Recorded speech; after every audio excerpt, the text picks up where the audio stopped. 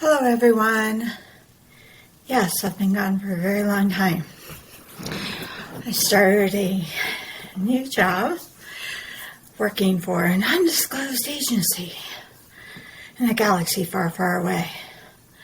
Anyways, I do want to be serious because, as everyone should know, today is Holocaust Memorial Day.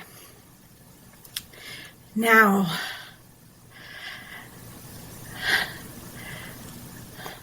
I don't even know how to address what I was thinking in my head at that particular moment in time. But let me give you a little bit of history on my end. As required reading in the 4th grade, we were required to read the diary of Anne Frank. And I, for some reason, became extremely fixated and fascinated on her, I don't want to say story. Story is in a nonfiction biographical manner. And from that moment on, my entire life to the ancient age that I am right now, I have studied the Holocaust and Holocaust literature in every form that I have been able to. And that may seem odd for some people. And I cannot explain why I did this or what grabbed me on this. I've always been a person who is stuck up for the little guy, and it could have been that initially because in 3rd grade we had read the story of Harriet Tubman, and initially I couldn't understand that either. But I let that go when I read her diary. And that stuck with me for the rest of my life, even though, of course, since then I have been involved in various other injustices. That one has always been one that I have always fought for. I have always been interested in. I have always visited, read, saw movies. I've gone to many of the camps, to as many of the museums as possible. I have basically indoctrinated my children from a very young age because I have believed that that history will repeat itself if we do not educate our children in knowing this. And we know that history has repeated itself. Has it repeated itself on the same level? No.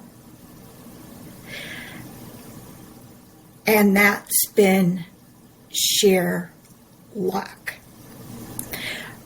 But it has repeated itself. And as a society, as a world, we have allowed it to repeat itself.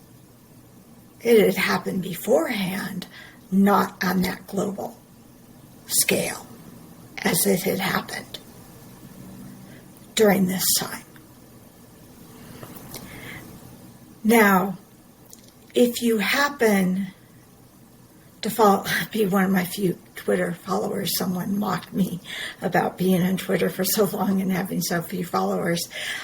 I don't know why I have so few followers. One of the things about me is it's like my YouTube channel is that, as you can tell, I talk about all sorts of different things.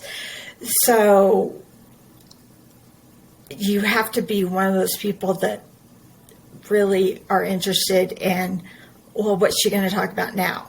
And as you can tell, because I started a new job, I haven't been on here for quite some time. And I have one day off. It's today. And I'm going back in tomorrow, very early in the morning. But I wanted to do this. So I don't keep a regular schedule like some podcasters do. I don't stick to one particular topic as most podcasters do. It's the same with my Twitter. Now, you will find that, yes, during Oregon soccer, you will find me on here frequently. And I was working on that quite often. That being said, there's also a fascinating story if you want to head on over to the Oregon soccer page. And a young woman who played for Israel's soccer team last summer, and hear her story from in her own words. I could not do them justice. Anyways, to get back to the Holocaust Memorial.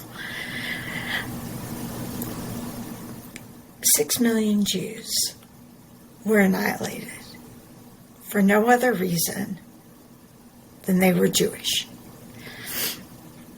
And they were made scapegoats, basically. What I could never grasp, because I'm Catholic and I have blonde hair and blue eyes, I could never understand why I would be separated from another group of people. To me, that never could make sense. And that separated me from my mother and my brother and my family, who would perhaps feel differently. So that might have been some of the fascination of trying to understand why some people would get together and believe that this would be a reason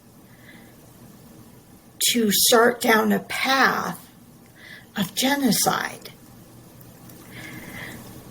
Now, when I went to the University of Alaska in Fairbanks, I took a class called Holocaust Literature, and I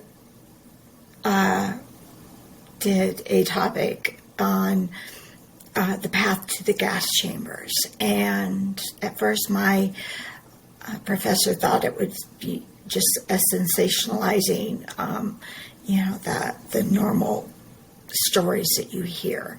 And what I really wanted to get to the crux to was how the society, the German people, succumbed to the horrors that they got to in order to start down this path. And of course, now we know they had a devastating, they started World War I. And then they ended up in crippling debt that we required them to pay back for starting World War I. And so who did they blame it on? the Jewish people because they look different, they behave differently. Have we not heard this before? I mean, just go online and listen to Oregon football and the University of Washington fans duke it out. And yeah, I get called bro all the time. I'm like, dude, I'm not a bro. It's the same, I shouldn't say the same judgmental, but it starts that small. That small, just a little bit of a difference, right? Just a little bit. And you start with it in, let's say, kindergarten. You start bullying somebody because they look a little bit different, right? And that just escalates more and more. And then, of course, something happens. Something happens maybe in the country. And all of a sudden, you have this cataclysmic change. And you think you're going to really change the country for good, right? And so what happens? The people get together and they elect, let's just say, for example, half black, half white president. And then after that, a woman thinks she has the right to be the president. And all that hatred, even though the economy is doing wonderfully, unlike Germany, because it wasn't. The economy was doing really, really bad. But think of all the hatred. It's a boiling pot, right? In Germany, in the 20s and the 30s, they don't have enough money to feed their children. They don't have jobs. And they see what they perceive as a subsection of society, the Jewish people, doing really well. And instead of realizing that perhaps that subsection of society has made certain choices or has perhaps worked together as a community to advance themselves, they believe that they should just be able to take it. And I'm not even saying socialism, because that's not what they called. They called themselves the Socialist Party. Hitler did call himself a Socialist Party, but that's what he did was not socialism. He didn't provide health care for everyone. Now, he did create a wonderful Autobahn, but at the expense of what he did in the process? Of course not. No. So he created an Autobahn with slave labor. That's not socialism. Because we have that now. It's called a prison. Right? So what Hitler started doing was propaganda and planting a seed that these people look different, so they must be bad. And they're taking all your money too, because look at all this stuff that they had. So they're the reason things are so bad in this country. It's not because they started a war, that the German people started a war and there were outside influences, and there are other factors that we need to account for, because the Jewish people, many of them were saying, but I'm German. I'm Austrian. I'm French. I'm Hungarian. I'm Danish. I'm Norwegian. I'm Swedish. I'm Italian. I'm Spanish. It goes on and on. Right? This is what they were saying. But at the core of it, they were saying, but I'm German. I fought in World War I. I have medals. Do you not think at the beginning, if it was about socialism, and they said, okay, we're going to institute, say, a 10% national tax, that the Jewish people would have said, yes, I am a patriot. There you go. Because I have spent thousands and thousands and thousands and thousands and thousands of hours researching this topic. Now, there's going to be someone out there that says, but you're not Jewish. You're right, I am not Jewish. No, I am not. I'm not saying I'm Jewish. I am not saying that I studied the Torah. I am not saying that I have been inside synagogues practicing the faith. I am not saying that at all. So do not think that that is what I am saying. I am saying that I studied this topic for nearly 50 years. From the outside looking in, talking to people, going to museums, going to camps, reading. Not only that, after my grandfather, who fought in World War II, my grandpa Turk, who I adore and I miss, that he passed away this month, many, many, many years ago. Oh my gosh, maybe 25. Okay, I'm gonna cry.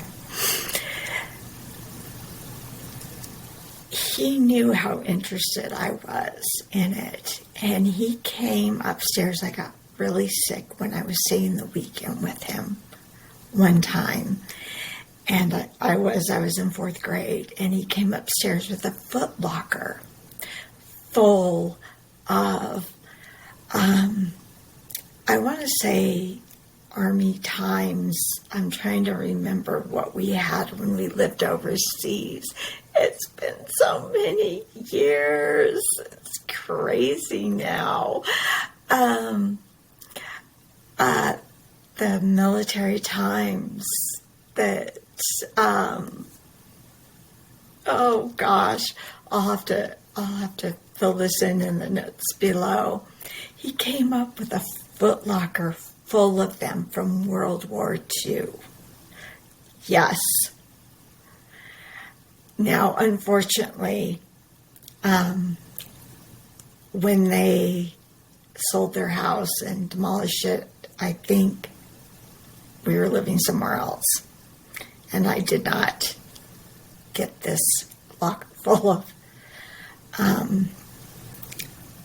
amazing treasure trove, because it showed the first footage of soldiers the documentation of the soldiers going into the camps. So I had that firsthand knowledge as well. It was being documented through the military. And I was seeing that. I was holding that in my hands when I was 9 or 10 years old. That's what I was having access to at that time. And it never stopped with me. It kept going on and on and on. So, to get back to this pathway,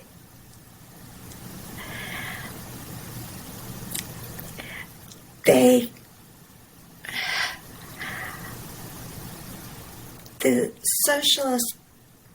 Hitler Socialist Party brought in people to create various branches to start putting together something that would become much more sinister, such as the SS. And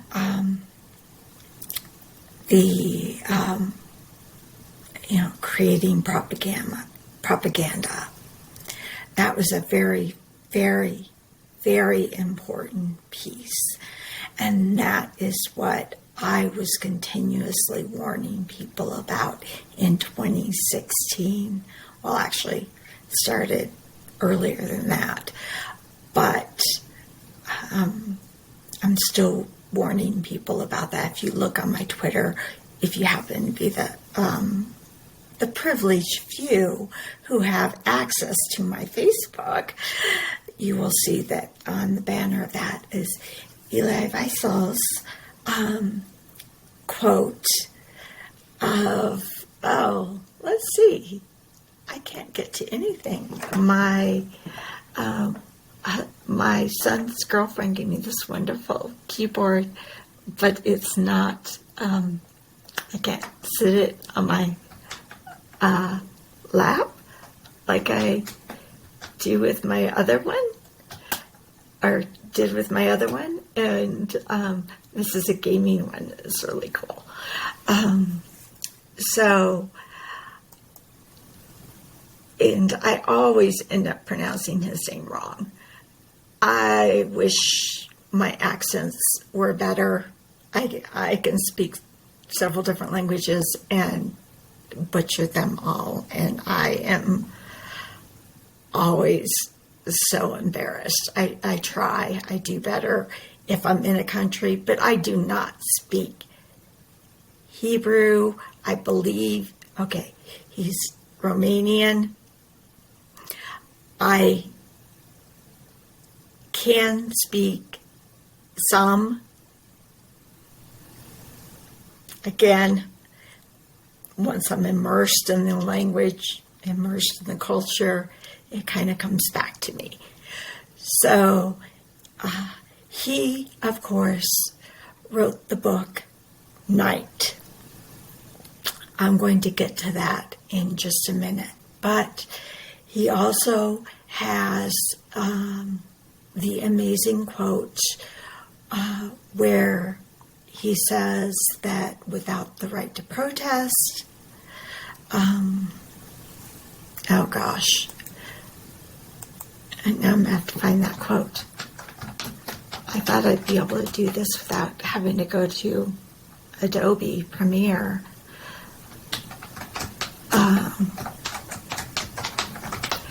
But apparently I'm not.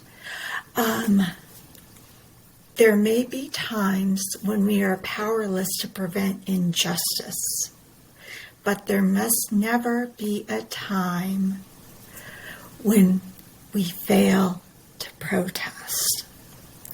Now that's what it says on my Facebook and my Twitter account. And that comes about later, because by the time Germans are immersed in this propaganda, and Kristallnacht comes about, where the Night of Glass, where they're breaking Jewish businesses. It happens in Nuremberg. I believe it happens in other places throughout Germany. And they burn the synagogue. They are starting to show that what they intend to do towards the Jewish people is going to be much more sinister than simply telling people that they aren't very nice, that that the Jewish people aren't very nice people. And, then they start enacting these laws, such as, they aren't allowed to sit on a park bench. They aren't allowed to walk in a park. Then they aren't allowed to go to school. Then they aren't allowed to bank. They aren't allowed to own a business. It's a slippery slope, starts going downhill. Before that, they have to wear a yellow star. And it goes back, I believe it's the 8th law, and I'm sure someone will correct me. I did not read up, and I should have read up, I guess, before I started this. I didn't really want, as you know, I don't want to give a prepared speech every time I do this, because I want this to be a conversation. And I am always willing to listen to whatever you have to say, as long as it's respectfully and you... I'm not even going to say anything about religion, because this is obviously about religion. So if you want to get on me about religion like the last person did, you can go ahead and do that. And then you start hearing about prominent Jewish men, intellectuals, that are rounded up by secret police, the SS, and taken in for questioning. At first, some are let go, and later on, they aren't, or they're taken to a camp, or some maybe that aren't Jewish, that are political opponents, are taken to camps. And some are let go, and some aren't. So you can protest, but that doesn't necessarily mean that you're going to be allowed to protest. And if you want to look into it, you can look into the White Rose Society, about college students who distributed pamphlets. My son was in a car accident last week, and now he texts me all the time because he's got my car. I should have left my phone in the other room. Sorry about that. So, to go on,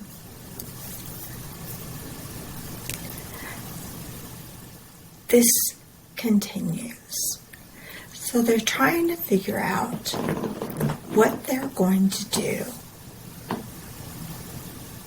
with the Jewish problem. Because for some reason, all of these men, none of whom have blonde hair or blue eyes, believe that they need to create a master race of blonde hair and blue-eyed people And in doing so, they need to get rid of the Jews, because you'll hear that the Jews killed Christ, who, ironically enough, was a Jew. I've never understood this argument. Maybe a theologian can tell me what this argument is about. But please, I just don't. I just don't know. And it's not as if the Jewish people were not persecuted since the time of Christ. It has been ongoing, constantly throughout history. It just was not as systematically well thought out, well planned, and allowed to happen as it did in this manner. So first, Hitler puts these all in place. And then they try and come up with a plan of what they're going to do. Now, one of the topics, or one of the plans, which I found interesting and actually might have succeeded if they had gone about this path, which was sterilization. They had actually talked about sterilizing the Jewish people, because basically the rest of the world was anti-Semitic, which I don't understand. But then again, there's a lot of things I don't understand, because I've always stood up for the little guy. If you've watched any of my YouTube videos, it probably would have worked. What they decided instead was that they were going to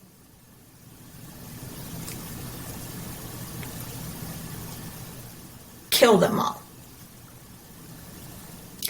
So they were already they just walked into Austria and said, "Oh, you were already a part of Germany, you know? We were the Austro-Hungarian Prussia thing. You're already one of us, right? So, hey, you're part of one of us now, right? So it's all good." And then they were like, "Hey, France, you want to be one of us?" France is like, "No, I don't think so." They're like, "Okay, we're coming in anyways." 8 days later, and the French did fight. The problem is the French just fought World War I, and yes, it was later, but they were not thinking that the Germans were going to invade again. So for everyone out there who says the French just rolled over and did not fight, that is not true. And they did continue to rebel and have this guerrilla warfare going on throughout the entire time that they had the Vichy pretend government in office. So, just to make that clear.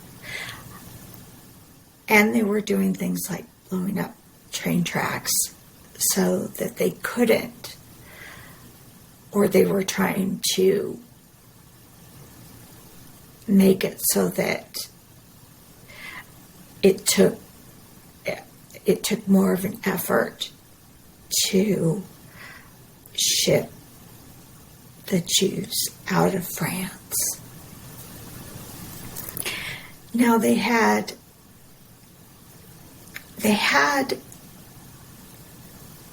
of course, a peace plan in place with Russia.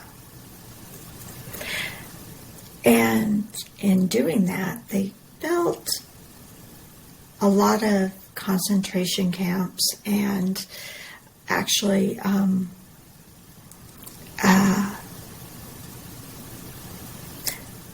work or labor camps in Germany. But they started building them east, basically in Poland, because they went into Poland, who fought as well, but they went into Poland as well. Germans did not like the Polish people. And they began to set up several camps there, as well as Auschwitz, the most famous, of course, of all concentration camps that I'm sure everyone across the world has heard of. And yes, it is there. It is standing. I have witnessed it. I provide testimony for anyone who says otherwise. Please come talk to me. If you contact me, I'll give you my phone number, I'll give you my address, and I will show you a picture of me there. And if you want to pretend that there are aliens, I'll show you where those are at too. But let's not be children about this, because this is the Holocaust Memorial, and this is a real thing that happened. So, they invaded Belgium. They invaded the Netherlands. They invaded Denmark. They did not invade Switzerland because Switzerland, of course, laundered all their money and kept a lot of their precious antiquities and things like that safe. Not all of them, but some of them. They went into Italy, into Spain, into Africa. They went into Greece, Turkey,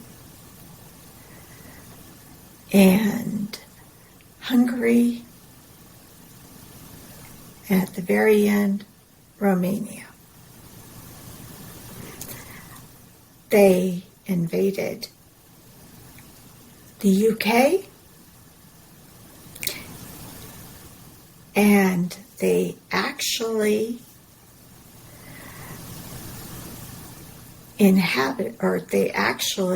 invaded and took over one of the Channel Islands. Now, when that happened, the UK asked for our help. We refused. We refused because we did not want to get involved in another war. And we did not get involved in the war until, of course, Pearl Harbor. And then we only wanted to fight the Japanese. It wasn't until you have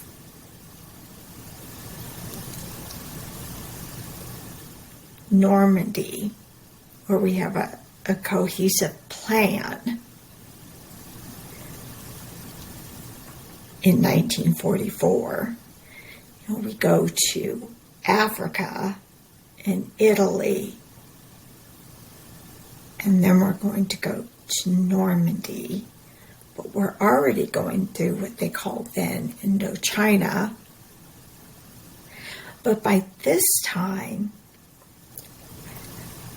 they're killing millions of Jews, and we're doing nothing. And not only that, the U.S. has intel that they're killing millions of Jews and we're doing nothing. Because remember what I said about basically the entire world being anti-Semitic? Yes, that included the U.S. Now, growing up, I cannot tell you that I knew of anyone, at least anyone that ever told me that they were Jewish. I don't know really that many people, to be honest, that are Jewish or that have come out and told me that they are Jewish. I can't tell you if there's a reason for that, if there are something, that there's a different circle, or if it's just me, because although I appear outgoing, I'm actually very much as I've gotten older, I'm very much a homebody. I prefer to just go to work, be with my kids, and stay home. And so one of my closest friends when I lived overseas, when I talked about the royal family not being racist, Dolly Menashe Kruger, she is Jewish, and her family was affected by the Holocaust. She was one of my closest friends. But we didn't talk a lot about those kinds of things, really. We just talked about regular things. It just happened to us all the time, right? That's kind of what you do. So that's about what I can tell you I know as far as that experience comes from. So my experience, again, comes from purely reading, watching, listening. I actually watched the 8-hour film Shoah. Shoah is the Hebrew word for Holocaust. And if you have 8 hours and have access to it, it's basically firsthand versions of survivors of the Holocaust and what they went through. And it's extremely moving. To go to the camps is another, obviously, another piece that I recommend. But yes, the U.S. was anti-Semitic. We invaded. We invaded Normandy. And while we were over there, we did the whole Band of Brothers tour. We went through Saint-Mère-Église, and we went to Caen, which has an amazing World War II and Holocaust museum. You cannot take children over the age of 8, but they do have childcare available there. If you're able to go to that museum in France, I highly recommend it, particularly if you're going to do any kind of tour through Normandy. Please go. It will give you the most comprehensive understanding of the Holocaust that any museum could give you. And that includes the one in Washington, D.C. Obviously, logistically, it's a little difficult, but if you happen to be going to the Olympics next year, it's not as difficult as it would be otherwise. It's only about an hour and a half, 2 hours west of Paris. So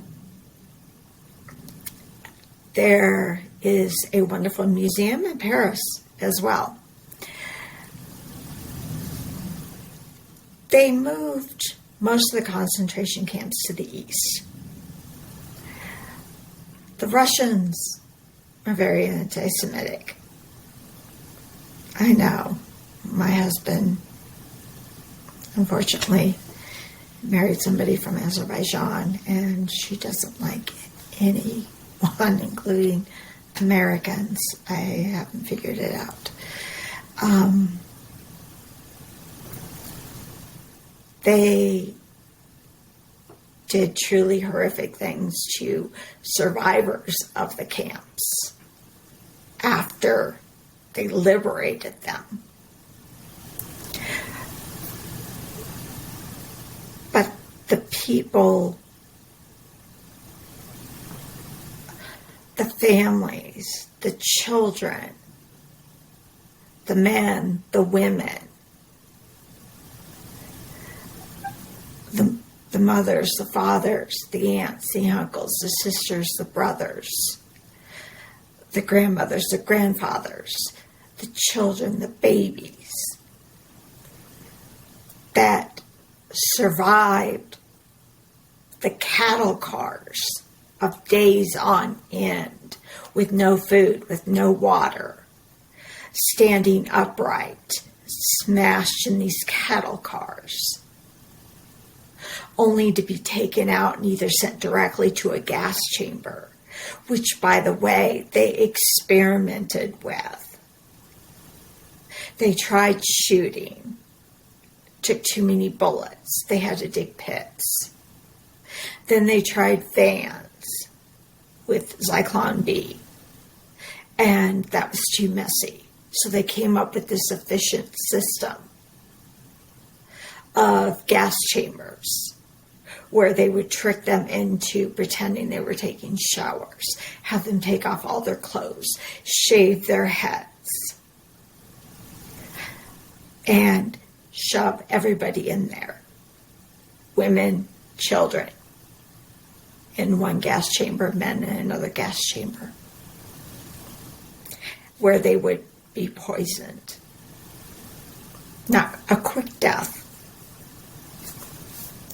because you can still see the fingernail marks on the doors, on the wooden doors, on the concrete walls. Then it wasn't the Germans that took the bodies out. It was Jewish camp members. And they rarely survived longer than a few weeks before they were exterminated, because they didn't want them to live and there be any record. Which, oh, by the way, the reason we had such good records is because IBM developed the system for the Nazis during this time. So the inmates would take them out, put them into a gas chamber, and burn them. Now, we went to Dachau, and that's the one that most people go to because it's right outside Munich. And it is where they also did horrible experimentation, not on children, which is where they basically did it in Auschwitz with Mengele, but on men and women, and they have pictures that are disturbing. That I don't know that I'll be putting these on there or not. I took my youngest to go to that one. At the time, she was 5. And my little Sadie, she's autistic. She's high functioning. At the time, she got a late diagnosis. And they have one barracks area that of course is cleaned up and you can walk through and see. And the others is just the square, 2x4s that outline the barracks, and at the bottom are rocks. Oh, she grabbed a bunch of rocks, and we were crossing over the little bridge to go to where the crematorium was. And there's a little creek that goes through there. And she started throwing the rocks in there, and I asked her why she was throwing the rocks in the creek. But she was just playing this strange game. She was Sadie. She's always doing these weird, quirky things, and she said she was setting the people free. And if that was the only strange, kind of eerie thing that my 5-year-old ghost story daughter had done, where God had come to her at night, I wouldn't have thought twice about it. But it wasn't. We also discovered that around the crematorium, it was very lush and green because they put the ashes there, and apparently it had fertilized the soil so well that things grew so beautifully there. Now that's what we were told when we were there. Again, these are just things that I experienced, what I was told, what I've read, etc. And what I'm sharing to you on Holocaust Memorial Day. Now, this is in reverence of the 6 million plus Jews who were killed during World War II. That's not to say that there weren't blacks, gays, disabled people,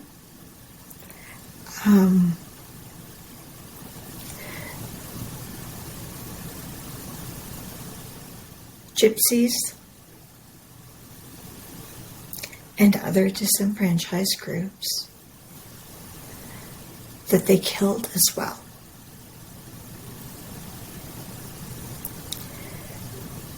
But this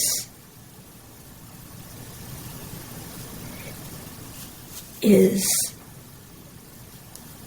the first and only time that the entire world allowed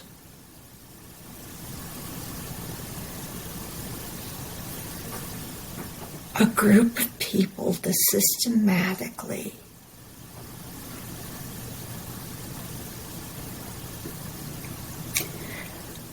attempt to eliminate a race of people because we allowed it. When the war was going on, we didn't bomb the gas chambers. We didn't bomb Auschwitz. We didn't bomb any of the other camps. We didn't bomb the railways. We didn't do any of that.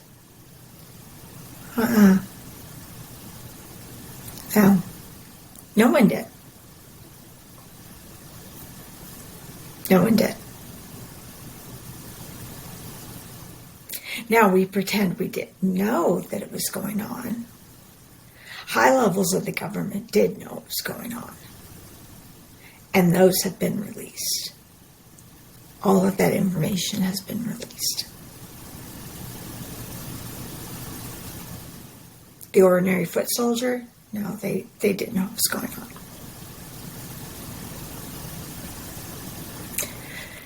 But everyone else Yes, we allowed it to happen.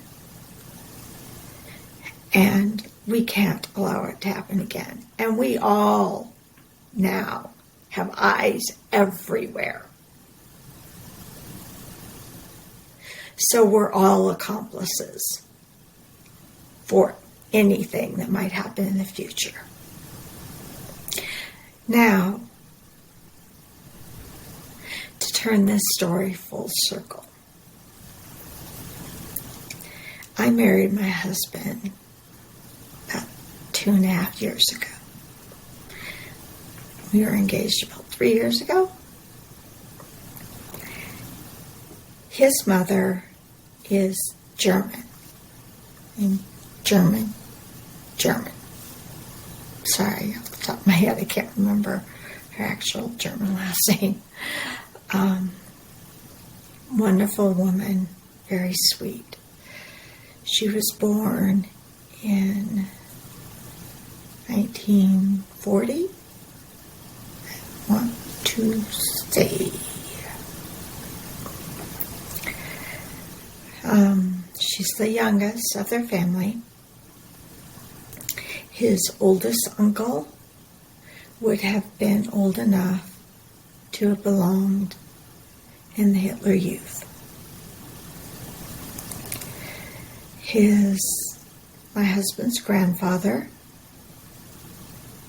served in World War II for the Germans and was in a Russian prisoner of war camp. I know this because I have seen the postcard that was sent from there. Now we've been able to ascertain that he was there for 5 years. It was surprising that he came back at all. Now, you ask why he didn't protest. I go back and forth with this because I would say, of course you should protest, right? How could you not protest? But how do you protest if they're going to kill your child? Do you protest if they're going to kill your child to save someone else's child? I would love to say that I would. But after seeing my sons, their car, and poor Rebecca, how she grabbed onto me after this car accident, and they were okay.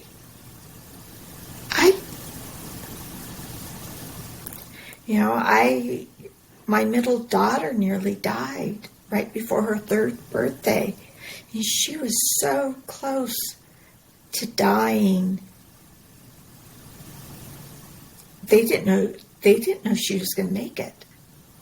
They did not know if she was going to make it or not. And if I had waited any longer, she wouldn't have to take her to the hospital.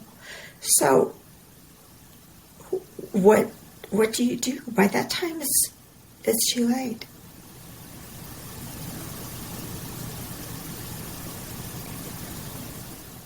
So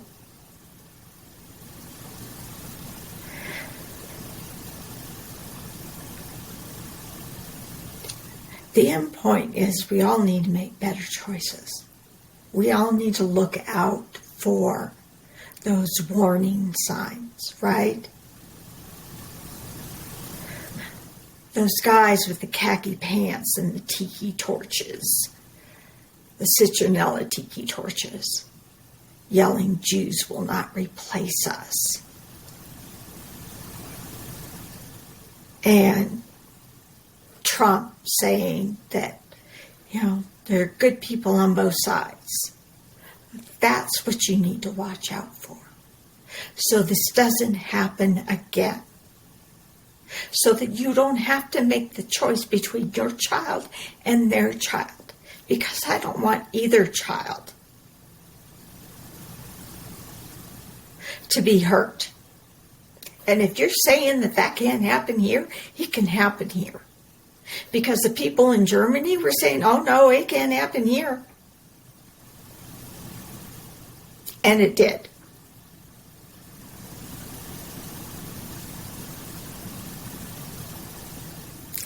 And it did.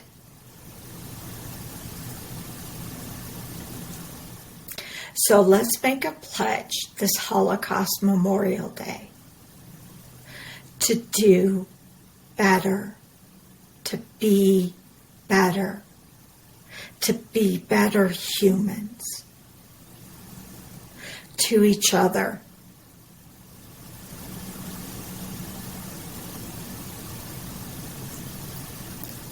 And protest for the betterment of humanity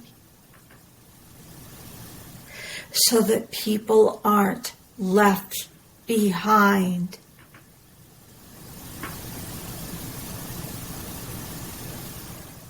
Not in hatred.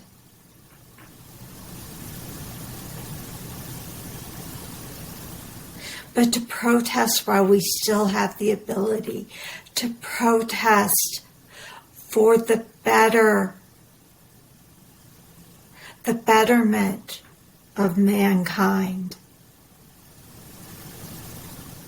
Because it's up to all of us now. It's up to all of us to do this.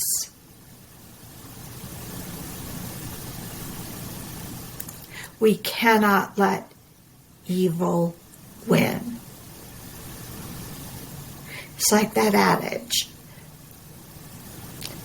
The only way that evil can win, that one, is for good people to do nothing.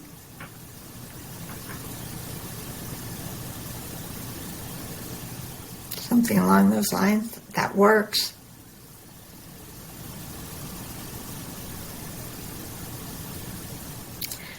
So, good people, you know who you are. Go out and do good in the world. Fight back. That's what you need to take away from Holocaust Memorial Day. That's what you need to do to honor those 6 million plus people who died.